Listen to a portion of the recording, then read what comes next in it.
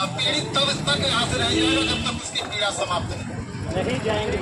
इस बात को समझिए। और आज हमें ये फैसला कर लेना है कि इस आंदोलन को लंबा चलाना है या फिर यहाँ से बुरी अवस्था लेकर चलना है।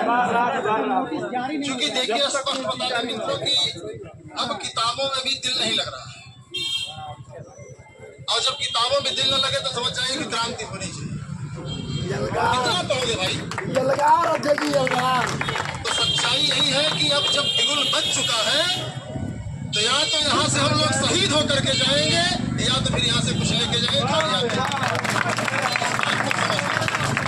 अब मुझे पूरा यकीन है कि जितने साथी आए हैं सब टिकाऊ है, कोई बिकाऊ नहीं है। इस बात को समझ जाए, क्योंकि कमरे से वही निकलता है जिसके अंदर से यहाँ निकलती है कि आखिर यार यहाँ करने क्या आए हैं, आखिर हमारी उपयोगिता क्या है प्रयागराज में, हम किस उद्देश्य को लेकर के अपने माँ बाप के सामने यहाँ से वापस जाकर के सब मुंह दिखाएंगे। क्योंकि यहाँ पर कई तरीके के लोग आते हैं। महर्षि भर्तृहरि ने कहा था कि 3 तरीके के आदमी होते हैं। एक आदमी ऐसे होते हैं जो कार्य की शुरुआत ही नहीं करते, जो तमाम लोग 10 बाई 10 के कमरे में हैं। एक ऐसे व्यक्ति होते हैं जो कार्य की शुरुआत करते हैं और आधे रास्ते छोड़कर भाग जाते हैं। और तीसरा ऐसा व्यक्ति होता है जो कार्य की शुरुआत भी करता है और तब तक लगा रहता है जब तक मंजिल उसके कदमों में। तो आयोग के अध्यक्ष से आपको निकलना है, भैया कोई नहीं। अरे आइए आइए यहाँ बैठे, ऐसा नहीं कि नहीं चले जाएं। कोई न कोई यहाँ पर आकर के आपकी रिपोर्ट शासन स्तर पर सरकार स्तर पर पहुँचा। अभी आप समझिए कि अभी ये आगाज है, 7:30 बजे समझे, अभी ये आगाज है और अंजाम हमारे आपके पक्ष में आएगा, इस बात की गारंटी रखूंगी।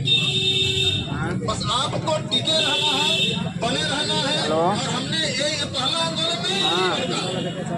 आपने 78,000 शिक्षक भर्ती का नाम सुना होगा, हो सकता है कुछ साथी हो भी। तमाम लोग हार गए थे कि यार कटाफ नहीं लागू होगा, हमने सरकार की ऐसी की तैसी कर दूंगा, कटाफ नहीं लगा।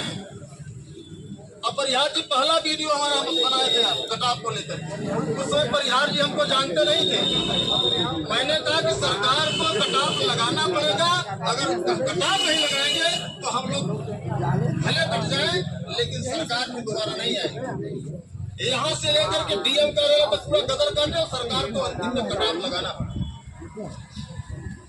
तो कहीं न कहीं जब आपके अंदर की पीड़ा सरकार के पास जाएगी तो सरकार इतनी भी जो है निर्दयी नहीं है, क्योंकि सरकार हमसे है, हम सरकार से नहीं। इस बात को हम लोग जानते हैं।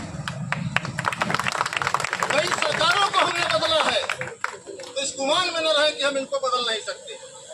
राशन, आवास, शौचालय ज्यादा दिन तक नहीं टिकेगा। जब तक कलम का सिपाही जिंदा है सरकारें आती और जाती है। लेकिन अब ये लड़ाई हमारे आपके स्वाभिमान की है। आप सोचिए कि एक आयोग का अध्यक्ष, परीक्षा नियंत्रक कहते हैं कि पीसीएस लेवल के, और इस बार अध्यक्ष जो है थोड़ा सा लो लेवल की आई है। पता ही नहीं आप लोगों को, पता ही नहीं। इस बार की जो अध्यक्ष है लो लेवल की, सच्चाई बता दें आपको। और इसके पहले आईएएस आया करती थी, आईएएस आया करते थे, आईएसआई की तरह हम लोगों से बर्ताव करते थे। लेकिन फिर भी हम लोगों ने दबाव बनाया और परीक्षाएं हुई, लोगों को नौकरी मिली। तो मित्रों देखिए, परीक्षाएं 3-4 तरीके की होती है। ये हमारी आपकी सफलता की पहली परीक्षा है।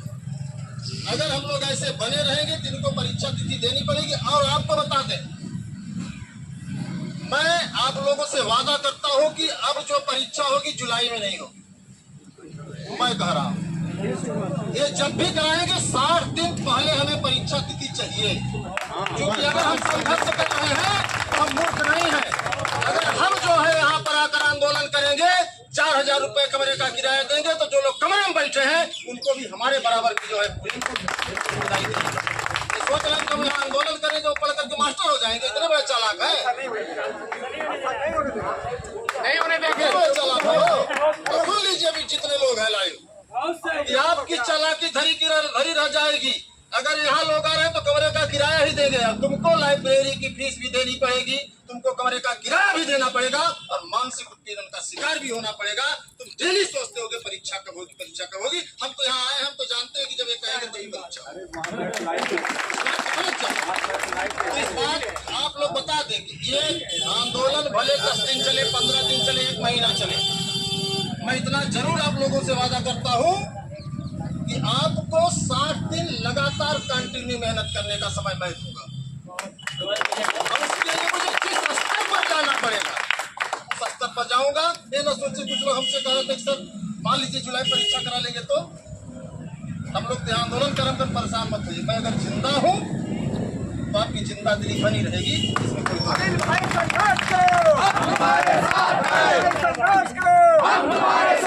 तानाशाही नहीं चलेगी, तानाशाही नहीं चलेगी। छात्र एकता जिंदाबाद, छात्र एकता जिंदाबाद।